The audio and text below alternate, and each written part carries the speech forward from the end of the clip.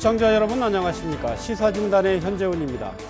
오늘은 천주교 제주교구장이시며 천주교 주교회의 생태환경위원회 위원장이신 강호일 주교 모시고 제주 현안 그리고 우리 사회의 생명과 평화 문제에 대해 얘기 나눠보겠습니다.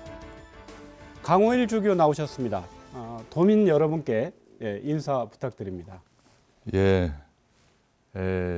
2019년 지난 한 해는 비도 너무 많이 오고 그래서 밭에서나 또 감귤 농사하시는 분들 여러 가지로 어려움이 굉장히 크셨으리라고 제가 짐작합니다만 새해에는 좀 그런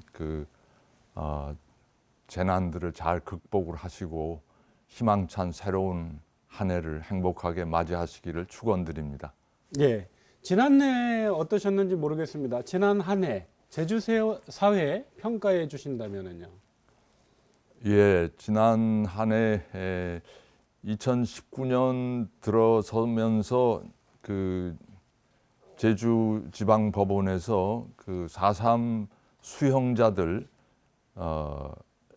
18분인가에 대해서 재심을 받아들이고 그분들에게 무죄 선고를 해주셨습니다. 그것은 국가가 70년 전에 저지른 잘못에 대해서 국가가 어떤 의미로 원인 무효를 선언한 것이고 죄 없는 분들이 죄 없다고 이렇게 선언을 해주신 것이기 때문에 그분들에게는 굉장히 의미 있고 또 제주도민 전체에게도 역사가 제대로 이렇게 치유돼 가는 그런 과정을 보여준 일이 아니었나 그런 생각을 합니다. 네. 강주교께서는 지난 연말 성탄절 메시지를 통해서 군비 증강에만 혈안이 돼 있는 남북 정치권을 향해서 갓난아기의 모습으로 오신 예수님이 보여준 평화에서 배워야 한다 이렇게 강조를 하셨습니다. 예. 주교께서 강조하신 그 평화 어떤 의미입니까? 예. 사람들이 이렇게 인간들이 뭐 오늘뿐만이 아니라 그 전서부터 끊임없이 상대방을 더 많은 것을 차지하기 위해서 전쟁을 벌이는데 전쟁을 벌이기 위해서 많은 새로운 무기를 비축하고 군비를 증강합니다. 그런데 무기를 그렇게 비축하면 그걸 사용하지 않고서는 못 배기는 게 인간의 역사였습니다. 지금까지. 그래서 금년에도 우리가 남북 관계가 잘 되기를 정부에서도 노력을 하지만 그럼에도 불구하고 새해에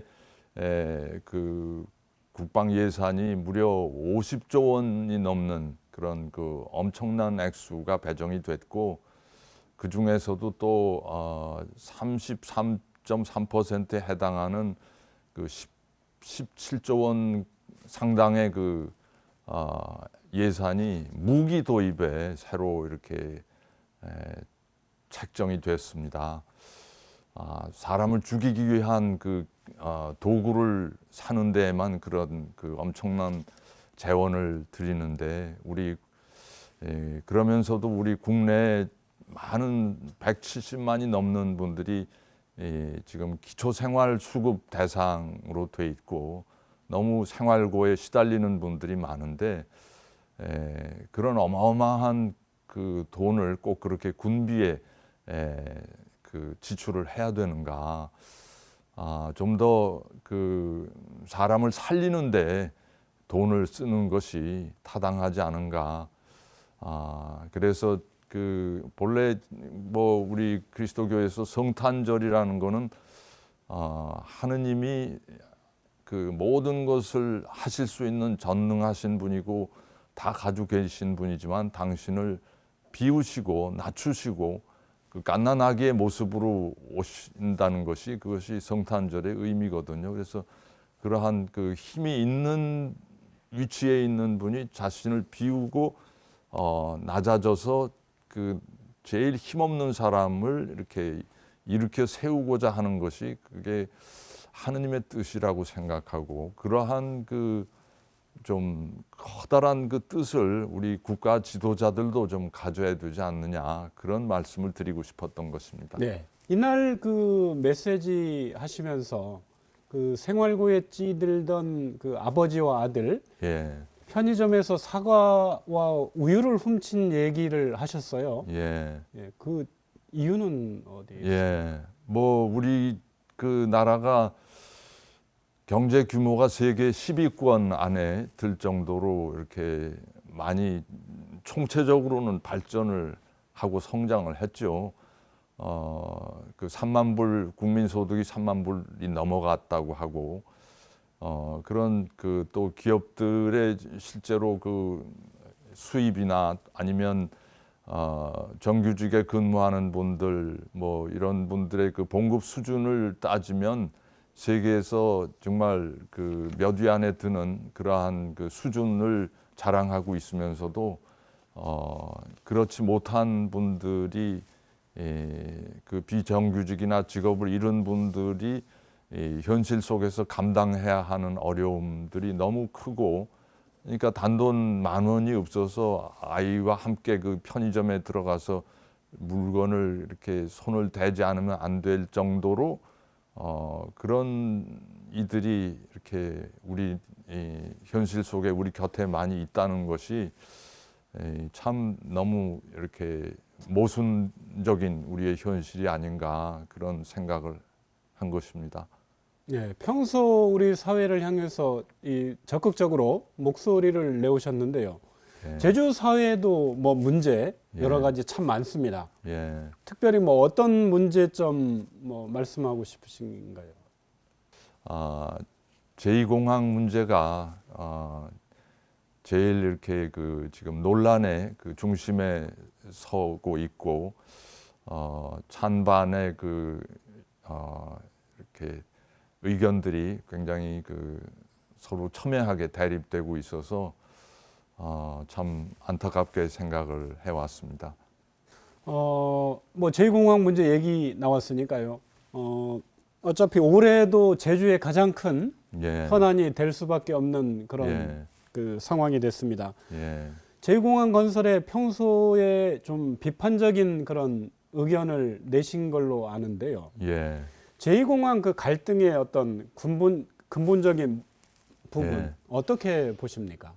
한 10여 년 전까지만 해도 그 많은 분들이 제주도민들이 지금 현 공항이 복잡하니까 새로 공항이 필요하다 하는 그런 생각을 그냥 막연히 다 했죠. 저도 그런 생각을 한 사람 중에 하나고요. 그런데 10여 년 전서부터 제주가 급변하기 시작을 했습니다. 중국 관광객들이 물밀듯이 밀려 들어오고 또 뭐 물론 우리 그 육지에서 들어오는 국내 관광객들도 포함해서 지난 10년 사이에 관광객이 3배로 늘었고요. 또 그렇게 되면서 이제 그 관광객을 수용하기 위한 렌트카라든지 그런 자동차가 2배로 늘어났습니다. 그리고 제주 전체 인구가 19.1%가 늘어났고요. 그러면서 제주도라는 이 섬이 그 수용할 수 있는 그 능력을 이렇게 포화 상태에 이른 그런 상황, 쓰레기라든지 뭐 여러 가지 그 우리 생활의 아주 기본적인 그런 여건들이 굉장히 악화되어 왔기 때문에 이것을 공항을 더 하나 크게 지어가지고 더 많은 사람들을 유치한다는 것은 제주도의 그 우리의 삶의 기본 바탕을 뒤흔드는 일이라고 생각을 하기 때문에 이거 단순히 공항 하나를 짓고 안 짓고의 문제가 아니라 제주의 미래를 크게 그 뒤흔드는 우리 후손들의 삶의 기본 그 조건을 좌지우지하는 그러한 그 중요한 사안이 되기 때문에 이것은 도민들이 좀 더 심사숙고해서 이렇게 잘 판단해서 도민들이 결정하고 받아들여야 될 문제가 아닌가 그런 생각을 해왔습니다. 예.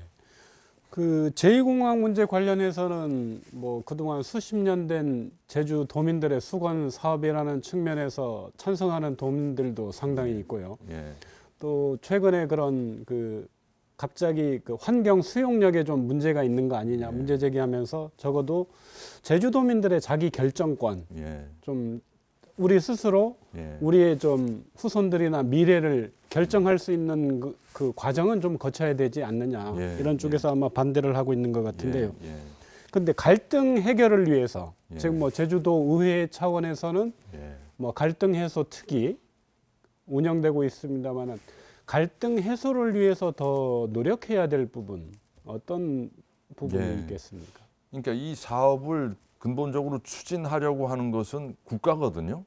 그 중앙 정부이고 또 지방 정부이고. 근데 지방 그 추진하는 주체가 그 추진되는 그 삶의 현장에 살고 있는 국민들의 목소리를 충분히 듣고 그 국민들의 어떤 그 원의와 합의에 의해서 이게 추진돼야 되지 그냥 그 소수의 어떤 국가 정책 결정자들의 결정에 의해서 막무가내로 그 추진이 되는 것은 이거는 민주주의 국가에서 있어서는 안 되는 일이라고 생각합니다. 다른 뭐 유럽 국가들이나 아니면 뭐 일본에서도 그렇습니다만은 그런 그 대규모 그 많은 사람들의 그 삶에 영향을 미치게 되는 이런 그 프로젝트는 충분한 기간을 가지고 그 수기 과정을 거치는 것이 상식으로 이렇게 민주주의 국가에서는 되어 있습니다. 근데 그 과정을 생략한다는 것은 저는 그 있을 수 없는 일이라고 생각합니다. 그래서 그 행사를 이렇게 이 계획을 프로젝트를 추진하시려고 하는 주체 측인 중앙 정부와 지방 정부가 백성의 소리를 충분히 듣고 합의점이 도출되는 것을 기다려야 된다고 저는 생각합니다. 중앙정부, 지방정부 지금 뭐 대의민주주의 국가의 뭐 대한민국에서 그 한 축이긴 한데요. 저희들 대표성을 가진 국회의원도 있고 지방 의원인 이제 도의원들도 있거든요. 이 지역 정치권 중앙 그 정치인들 어떤 역할이 좀 있을까요?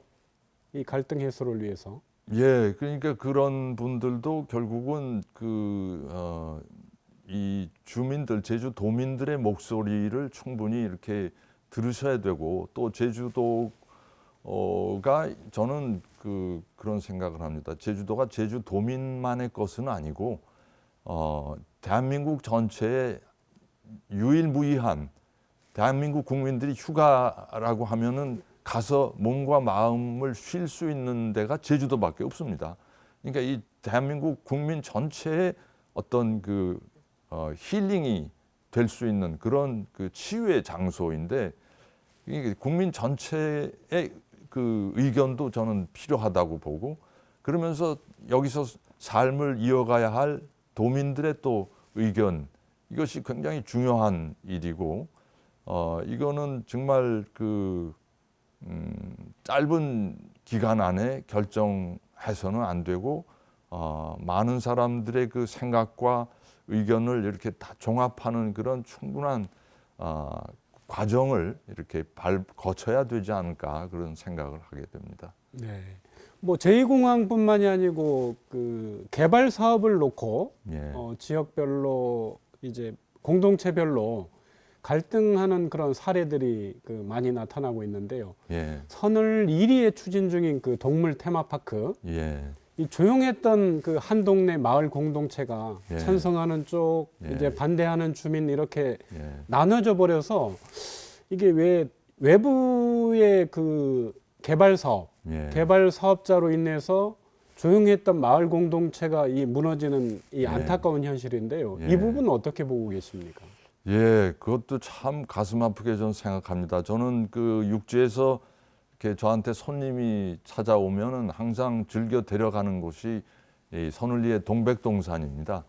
그 동백동산은 그 옛날 4.3 때부터 주민들이 거기에 피신하기도 하고 그러면서 이 숲을 그 주민들이 굉장히 마음을 합쳐서 단합해서 잘 보존해 왔습니다. 우리 한국 전체에서 그렇게 주민들이 뜻을 모아서 이렇게 숲을 보존했다 하는 그런 사례는 저는 다른 데서 찾기 어렵다고 생각합니다.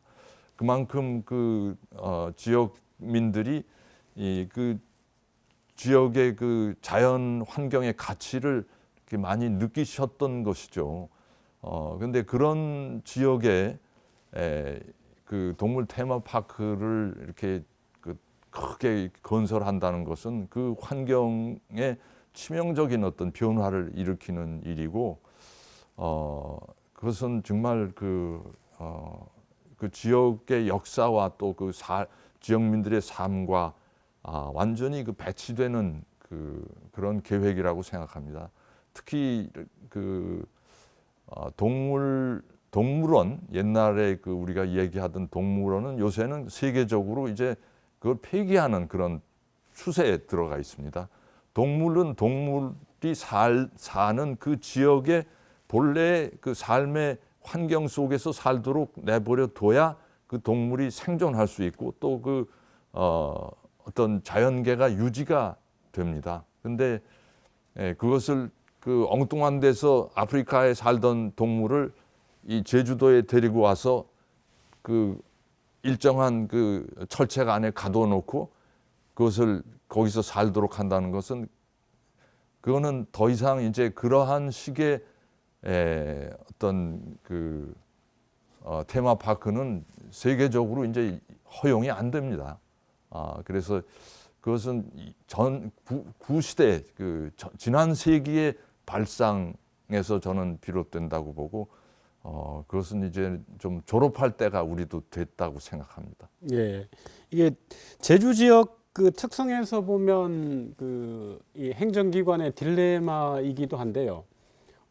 개발도 일정 부분 필요하고 투자 유치도 필요한데 이 청정과 어떤 걸 환경도 보존하면서 이 행정기관 입장에서 지금 동물 테마파크 마을 갈등을 보는 시각은 이주민하고 원주민 간의 그 갈등 구조로 지금 보고 있고, 네. 그 다음에 중재 역할 이런 부분에 있어서는 의지가 그렇게 보이지는 않아요. 네. 인허가 기관인 네. 제주도에서조차도. 네. 그래서 행정기관 입장에서 이런 갈등 부분에 대해서 좀 이 중재 역할이나 조정의 역할이 없을까, 네. 안타까움이 많습니다. 예, 정말 그렇게 해주시면 좋을 것 같아요.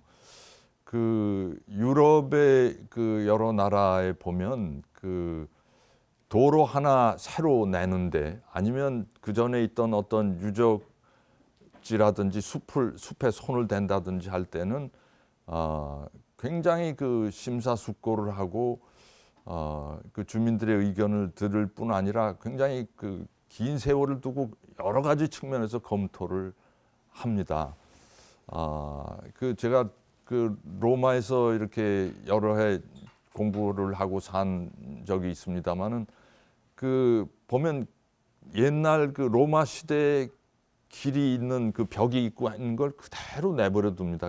거기에 자동차들이 많이 다니면서 이렇게 교통량이 심하니까 많아지니까 한참 기다려서 이렇게 통과해야 되고 하지만 그걸 불편하다고 해서 그 길을 확장하거나 뭐 거기 담을 허물거나 절대로 그러지 않습니다. 숲도 마찬가지고요. 그래서 우리가 가지고 있는 본래의 자연 환경과 역사 유산의 가치를 그 자체가 굉장한 세월을 두고 이렇게 생각하면 엄청난 지금 당장 돈으로 환산할 수 없는 가치입니다. 이탈리아에서 가장 세계적으로 사람들이 많이 가는 관광지 중에 아말피 해안이라고 하는 데가 있습니다. 거기는 정말 아름다운 곳입니다. 근데 그 바닷가를 보면 무슨 높은 호텔이라든지 뭐 숙박시설이다 이런 거 전혀 없습니다. 옛날 집들 그대로 1, 2층 기껏해야 2, 3층짜리 그런 다닥다닥 붙은 옛날 여관들 그냥 그대로 살리면서 거기 한번 가서 숙박을 하려면 1년 전에 예약을 해도 안 되는 그런 정도로 기다려야 하는. 근데 그걸 기다린다는 것을 그쪽 사람들은 당연하게 생각을 합니다. 그러면서 옛날의 그 역사와 문화의 가치를 보존하는 그런 마인드를 행정가들이 가지고 있는 거죠. 우리 좀 행정가들도 좀 그런 시야를 좀 배웠으면 좋겠습니다. 예. 그냥 개발해서 뭔가 이렇게 자기 그 임기 내에 뭔가 업적을 남기려고 하지 마시고 3대, 4대 후대를 생각하셔서 좀 그 자연을 개발을 이렇게 어떤 의미로 그 지자체로서는 이렇게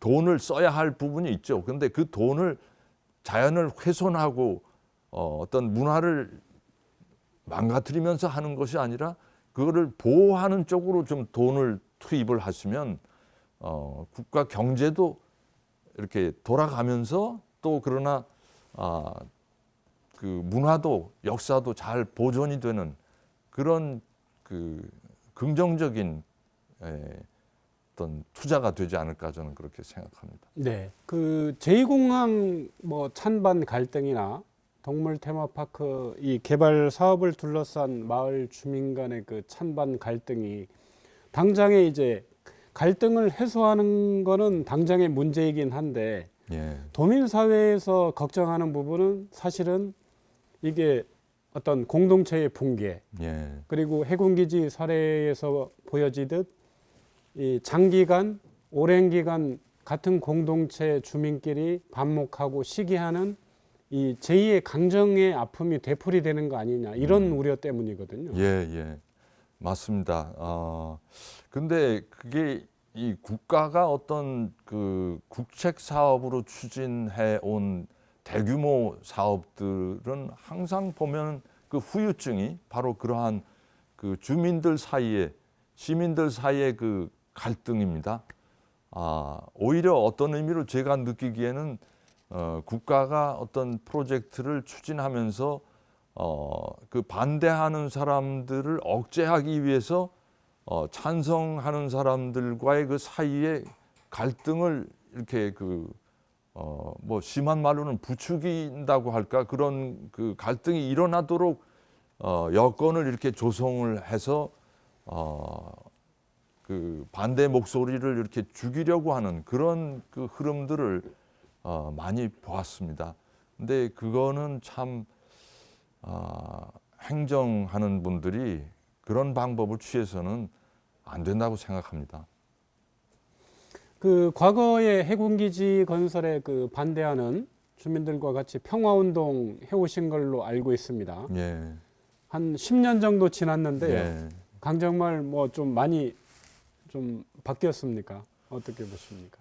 예, 그 해군 기지는 아주 그 육중하게 그 구럼비를 덮으면서 이렇게 들어섰지만, 그러나 그 주민들 안에 어떤 참 갈등과 아픔은 여전하다고 생각이 됩니다.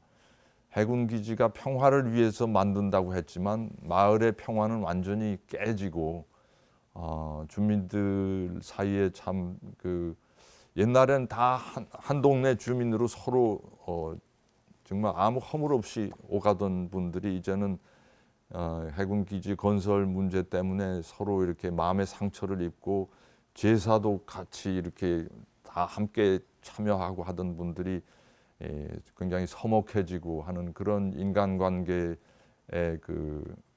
어떤 상처를 이렇게 체험하고 계시는 게 참 가슴 아프게 저도 생각을 하고 요즘 와서 조금은 이제 분위기가 이제 나아졌다고 제가 간접적으로 이야기는 듣고 있습니다만은 그런 그 해군기지 갈등의 찬반을 넘어서서 주민들이 서로가 이렇게 관대하게 상대방을 같은 동네 주민으로서 바라보고 용서하고 서로 아끼고 이렇게 좀 그런 관계로 진전이 되면 좋겠다고 생각합니다.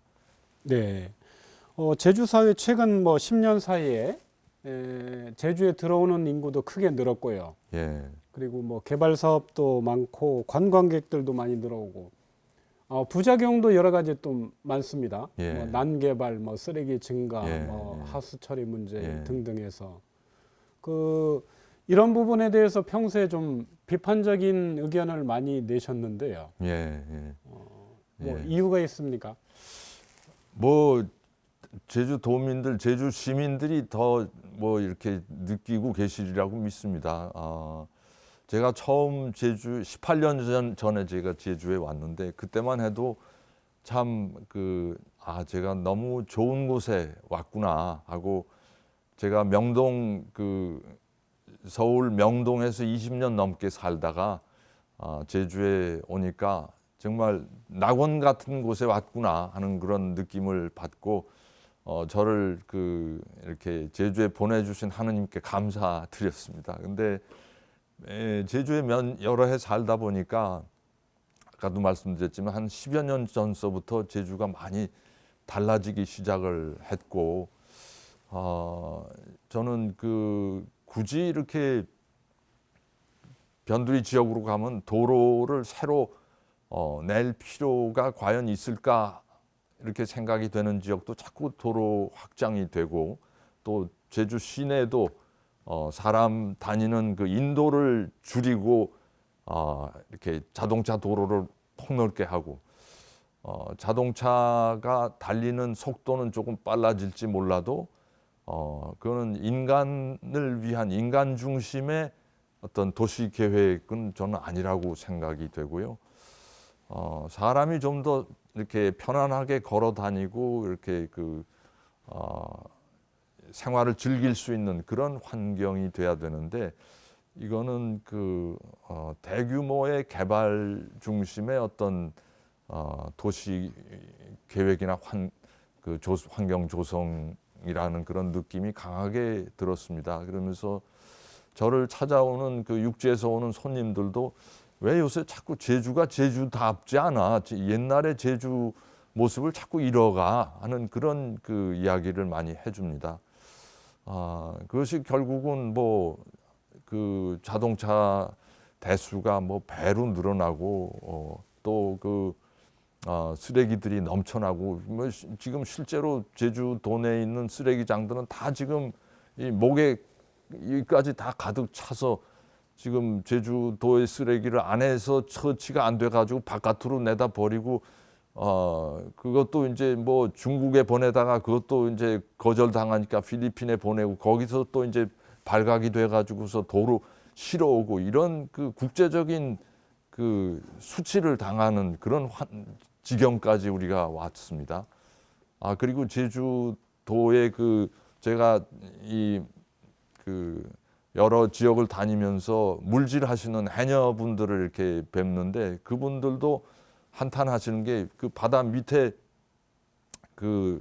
이 돌들을 저한테 보여주시면서 20년 전, 10년 전 그리고 지금의 돌들을 이렇게 저한테 주워서 보여주시면서 옛날 거는 검틱틱했었는데 10년 전 거는 회색이고 지금 거는 하얗다는 겁니다. 그러니까 이게 완전히 소위 백화 현상으로 우리 육지에서 이 섬에서 쏟아내는 온갖 오염 물질 때문에 정화되지 않은 오염 물질이 바다로 그대로 흘러나가서 바다 밑이 이 생물이 살아갈 수 없는 해초들이 살아갈 수 없게끔 그렇게 지금 생명이 죽어가는 바다이고 그래서 자연히 이 물고기나 또 해조류들 어패류들이 이렇게 생산이 줄어가고 있기 때문에 어민들도 또 해녀분들도 결국 배를 팔고 이렇게 생업을 접어야 하는 그런 현실로 자꾸 이렇게 악화되고 있다는 그런 것을 우리는 정말 진지하게 고민해 봐야 된다고 생각합니다. 네. 지금 원희룡 도정 재선돼서 예. 활동을 하고 있습니다만 원희룡 도정이 미래 비전으로 정한 게 사람과 자연이 공존하는 청정 제주거든요. 예. 좋은 말은 다 들어가 있습니다. 공존, 청정. 예. 원희룡 도정 포함해서 예. 뭐 최근 그 제주 도정이 그런 생태 예. 환경 정책 예, 그리고 실제 예, 현장에서 진행된 그런 예. 행정 예. 어떻게 평가하십니까? 글쎄요, 저도 그 도정에 취임하실 때 제발 좀 제주의 그 자연과 생태를 살리는 그런 행정을 해주십사고 제가 건의도 드렸고 말씀도 드렸고 또 그럴 때 이제 그 아주 긍정적인 답변을 해주시고 제주를 살리겠다고 그렇게 말씀을 해주셨는데 그런데 여러 그 난개발이 벌어지면서 그런 데 대해서도 제가 말씀을 드릴 때 그거는 전임자 시대에 다 이미 인허가가 나가가지고 당신은 뭐 어쩔 도리가 없다고 말씀을 하시는데 근데 제가 이렇게 보면 꼭 그렇게만은 느껴지지 않고 지금 현 도정이 추진하고자 하는 그런 여러 대형 프로젝트들이 있어서 좀 더 초심으로 돌아가 주시기를 저는 간절히 바랄 뿐입니다. 예. 그 제주 생태 환경 좀 보존하기 위해서 그러면 그 제주 사회 뭐 여러 분들이나 전국적으로 같이 이제 연대할 수 있는 그런 방법을 좀 소개해 주시면 좋겠습니다.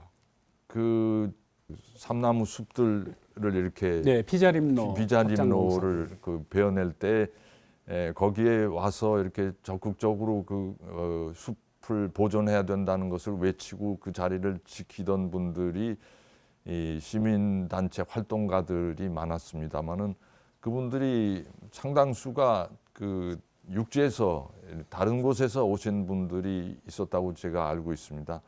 근데 그건 정말 그걸 단순히 이제 바깥 그 이방인들이니까 나가라고 이렇게 해야 될 것이 아니라 정말 제주를 살리기 위해서 걱정하는 분들이라는 그런 개념으로 받아들이고 우리가 제주의 그 생태와 환경을 살리기 위해서 정말 우리 제주 도민뿐만이 아니라 그런 육지에도 이렇게 정말 그런 노하우를 가지고 계시고 또 그런 실제로 그것을 살린 경험들이 있는 분들을 많이 좀 이렇게 초빙을 해서 같이 의논하시고 좀 지금 10년, 20년의 계획이 아니라 정말 100년, 200년을 우리 후손대를 생각하면서 생각하시는 그런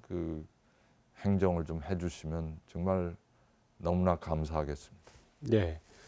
강주교육께서는 그 핵발전 문제에 대해서도 강한 비판의 목소리를 내셨는데요. 예, 한국 정부가 탈핵을 표방하고 있지만 예, 뭐 여전히 우려되는 문제 있습니까?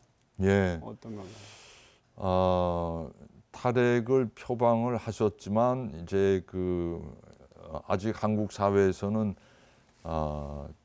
원전이 가장 핵발전소에서 생산하는 전력이 경제적이고 또 이 공기를 오염시키지 않는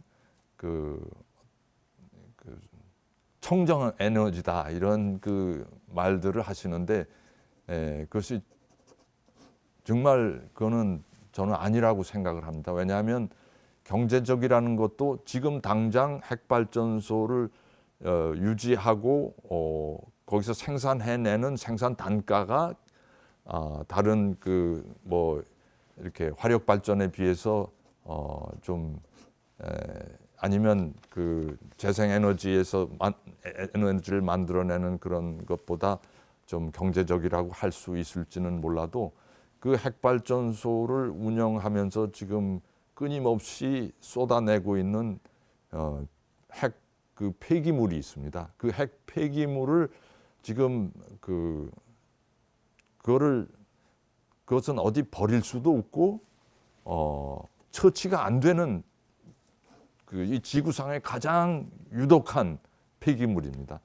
근데 그거를 앞으로 몇만 년을 두고서 그냥 독성이 바깥으로 안 나오도록 어디 가둬둬야 되는데 그 비용에 대해서는 전혀 거기 계산이 안 돼 있습니다. 그러니까 그 유럽이나 선진국에서도 지금 그 핵발전소를 뭐 독일 같은 데서는 제일 앞서가는 나라입니다만은 2021년에 핵발전소를 완전히 그 닫는 것으로 그렇게 정책을 수립하고 그 추진하고 있습니다. 그 이유는 결국 핵발전소를 유지할 경우에 거기서 나오는 그 핵 폐기물의 처리 비용이 너무나 지금 상상할 수 없는, 갈수록 그 비용은 올라가기만 하고, 그렇기 때문에 그것은 그 폐기해야 된다는 그런 결론으로 이미 유럽 선진국들은 다 동의하고 있는 셈입니다. 네. 그래서 그런 세계적으로 이제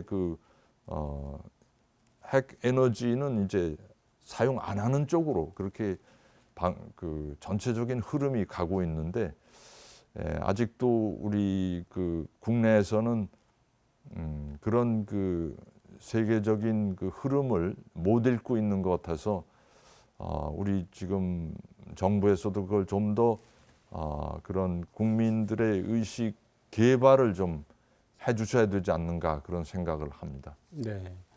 갈수록 그 지구촌 곳곳에서 지구 변화로 인한 문제, 횟수는 잦아들고 예, 또 규모는 점점 커지는 그런 예, 기후 변화로 인한 부작용들이 예, 그 목격되고 있는데요. 예, 우리 사회 그 한국 사회 기후 변화에 대한 그런 위기 의식 예. 어느 정도라고 좀 보십니까? 예, 그 참 그 말씀하신 대로 이 세계적으로는 그 기후 변화에 대한 의식이 굉장히 급속도로 이렇게 발전하고 있습니다. 금년 들어서 유럽 의회에서는 그 이제는 기후 변화에서 기후 위기로 갔다가 이제는 기후 재앙이다 이런 그 지적까지 하고 있고, 또 독일의 앙헬라 그 메르켈 총리는 금년 신년사에서 1월 초에 그 신년사에서 이 기후 재앙의 그 상황에 들어와서 이제는 우리는 이거를 아직은 우리가 이것을 막기 위한 이 재앙을 저지하기 위한 능력이 우리에게는 있다고 본다. 그러니까 지금 아직 그런 상황에서 우리가 할 수 있는, 인간이 취할 수 있는 모든 행동을 최우선적으로 거기에 투입하고 몰입해야지 이 위기를 극복해 나갈 수 있을 것이다 하는 그런 그 신년사를 이렇게 내보냈습니다. 우리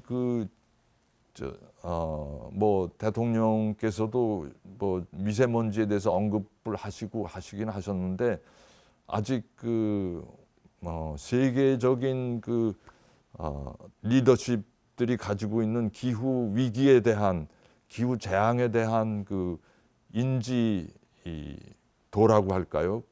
거기에 비하면 아직 우리나라는 훨씬 못 미치고 있지 않는가 하는 생각이 들어서 이것이 좀 더 우리의 발등에 불이라는 그런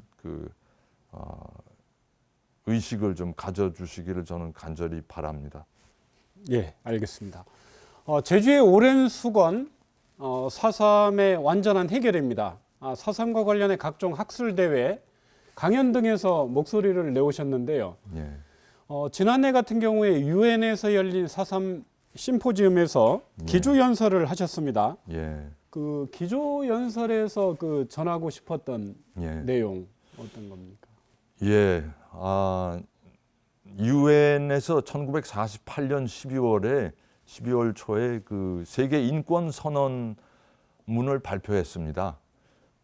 그 세계 인권 선언문이 유엔에서 발표되고 난 다음에 세계 여러 나라에서 그 헌법이나 그 법률의 가장 핵심 구조의 그 세계 인권 선언의 내용을 담고 있습니다. 우리나라도 마찬가지고요. 그런데 그 세계 인권 선언이 유엔에서 발표되는 바로 그 시점에 제주에서는 4.3으로 인해서 엄청난 그 도민들이 희생되고 학살되고 하는 그런 비극이 벌어지고 있었습니다.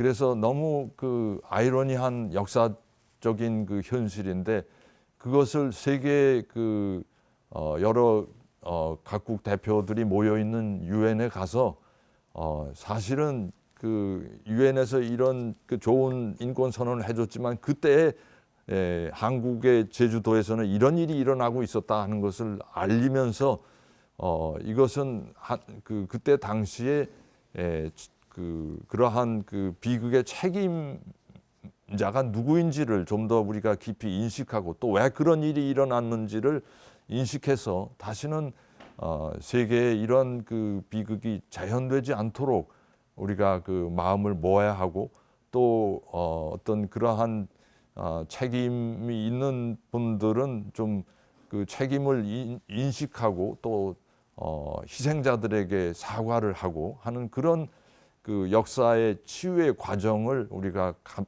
세계적으로 같이 걸어 나가야 되지 않겠는가 하는 그런 말씀을 드리고 싶었습니다. 네. 제주 4.3은 뭐 김대중 정부 당시에 4.3 특별법이 제정이 됐고 이후에 뭐 그 진상 보고서 작성이 됐고 그다음에 꾸준하게 진상 규명, 예, 명예 회복 사업이 추진돼 왔습니다. 예, 그리고 이와 더불어서 4.3의 어떤 전국화, 예, 세계화 운동 같이 전개돼 왔는데요. 예. 어떻게 뭐 얼마나 좀 그동안 성과나 결실이 좀 있다고 보시는지요? 예, 제주 4.3과 관련해서는 그래도 아직도 미진하기는 하지만 그래도 무엇보다도 저는 그 광주의 그 광주 민주화 운동 5.18 사태와 비교해서도 아니면 또 여순 사건하고 비교해서도 4.3은 그래도 상당히 상대적으로 많은 일을 우리 제주도에서 이루어 오지 않았는가 도민들이 이 4.3 그 평화 재단도 생기고 또 그 재단이 주축으로 되는 여러 가지 그 4.3 진실 규명도 이루어지고 또 배상 보상 문제가 뭐 완전하지는 않지만 하여튼 조금씩 이루어지기 시작을 했고 그럽니다만 앞으로도 좀 더 지금도 아직도 그 이렇게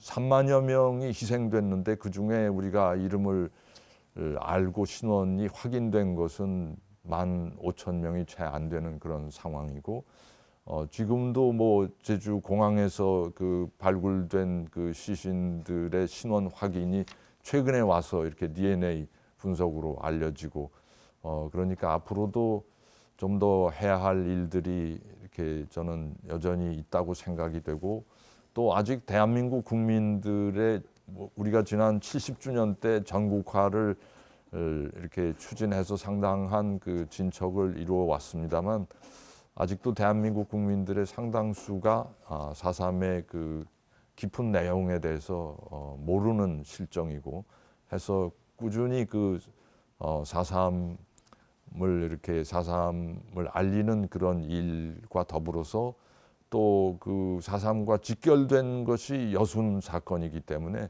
그런데도 좀 우리가 관심을 가져야 된다고 생각을 하고요.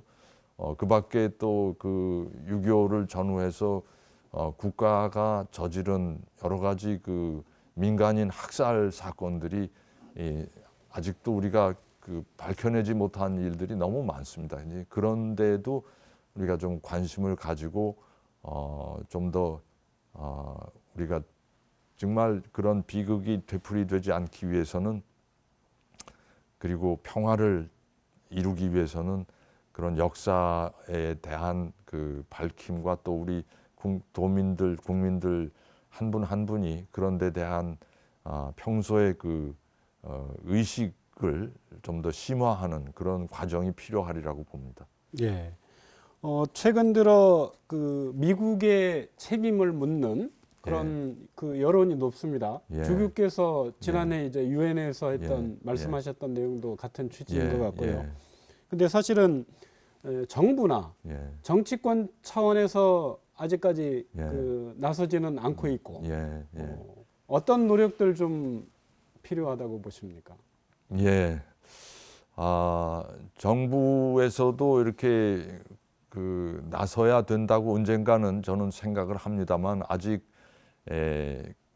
저희가 유엔에 가서 그런 모임을 가졌던 제일 큰 이유는 미국 사회에 4.3이 거의 알려지지 않고 거의 백지 상태이고 정치인들도 마찬가지고 뭐 시민들도 마찬가지고 그래서 미국 결국 정치인들을 움직이는 거는 미국 시민들이고 하니까 미국 사회에 미국 정부가 주체가 되어서 과거에 이런 비극을 제주도라는 지역에서 극동 지역에서 저질렀다 하는 그 사실을 먼저 알리고 미국의 언론도 그런 것을 좀 이렇게 미국 시민들에게 알리고 그러면서 서서히 미국의 정치인들, 국회나 또는 정부에 있는 분들도 그걸 인지를 해서 어느 정도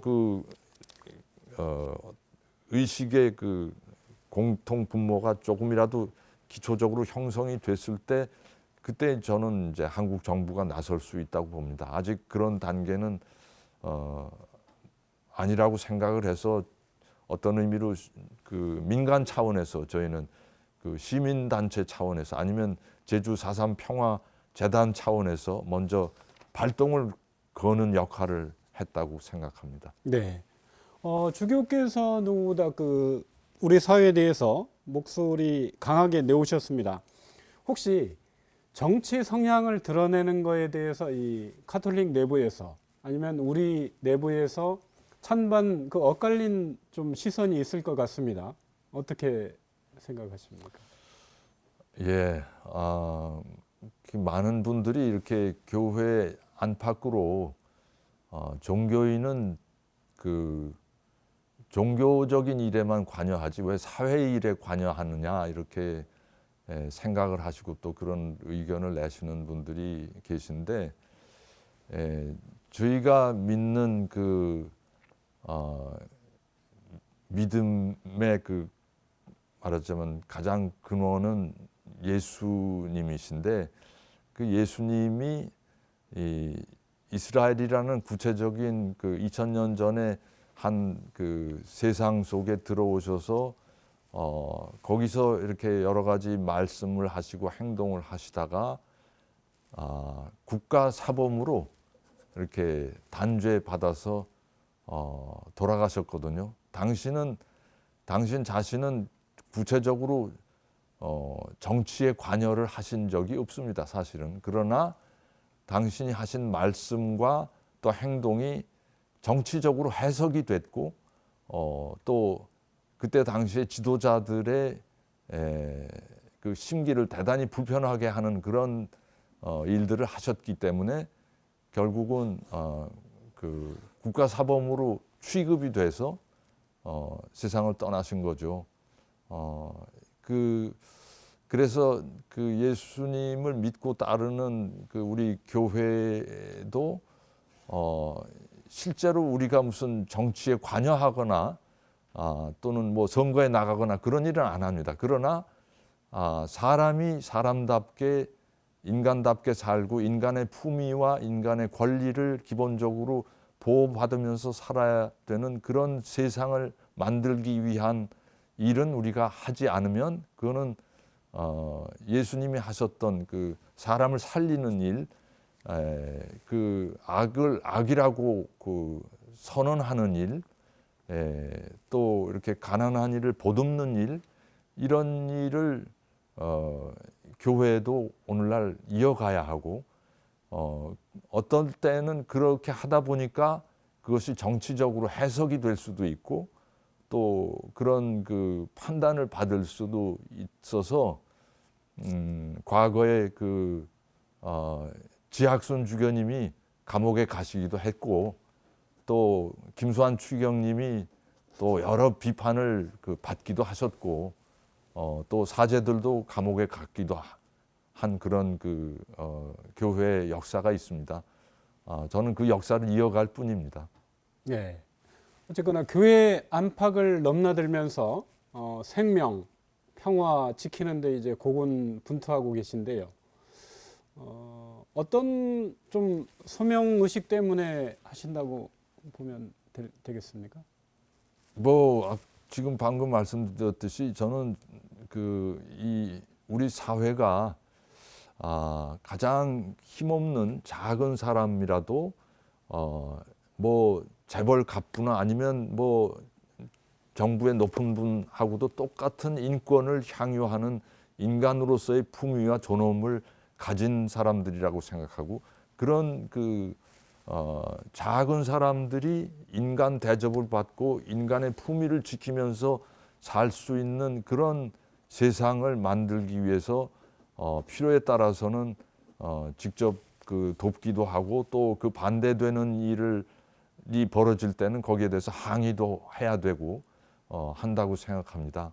그래서 뭐 그렇게 말처럼 쉽지는 않고 제가 뭐 그런 일을 제대로 하고 있다고도 생각이 들지 않습니다만, 그러나 여하튼 그런 우리 사회의 가장 힘없는 분들, 작은 이들의 목소리는 돼야 되지 않을까 그렇게 생각하고 있습니다. 네.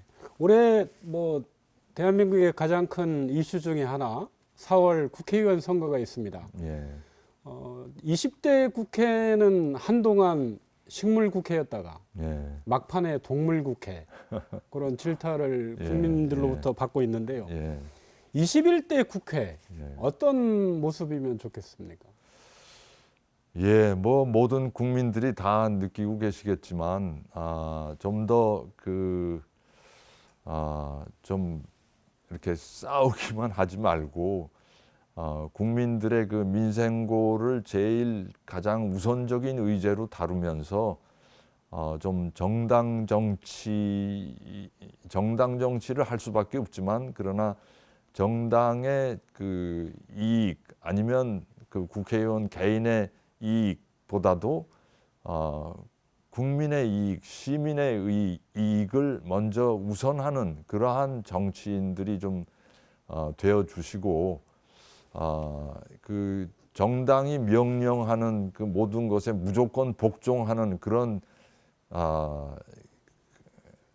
정말 조리되지 않기를 저는 간절히 바랍니다. 네. 진행하다 보니 마무리할 시간이 됐습니다. 마지막으로 우리 사회 네. 그리고 제주 사회에 응원, 격려의 메시지 마무리 말씀으로 부탁드립니다. 예, 저는 제주가 제주의 가장 가운데 한라산이 있습니다. 그 한라산의 한라라는 말을 저도 이제 근래에 와서 그 의미를 새삼 이렇게 새기고 있는데, 그 한라라는 것이 저 은하수를 이렇게 잡아당겨서 볼 수 있을 정도로 그렇게 높은 산이라는 그런 의미입니다. 근데 하느님이 이 제주 한복판에 한라산을 주신 것은 우리 이 제주 도민이 정말 이 온 우주를 이렇게 바라보면서 조물주의 어떤 창조를 이렇게 생각하면서 좀 통이 크게 살아가라는 그런 뜻으로 한라산을 주신 것이 아닌가 하는 생각이 들고요. 그래서 우리 도민들이 좀 더 이렇게 지금 당장의 눈앞의 이익과 불편함이나 이런 것보다도 좀 더 길게 우리 3대, 4대, 10대 후손들이 좀 더 이렇게 기쁘게 행복하게 살 수 있는 그런 제주를 꾸미도록, 그런 제주를 남기도록, 쓰레기 섬이 아니라 정말 보물섬을 우리 후손들에게 남겨줄 수 있는 그런 일을 해가면서 금년 2020년을 보내자, 그렇게 말씀드리고 싶습니다. 네. 오늘 함께 얘기 나눠주신 강우일 주교께 감사드립니다. 앞으로도 제주의 미래와 우리 사회를 위해 좋은 말씀과 거침없는 행보를 보여주시길 기대하겠습니다. 저는 다음 시간에 뵙겠습니다. 함께 해주신 시청자 여러분 고맙습니다.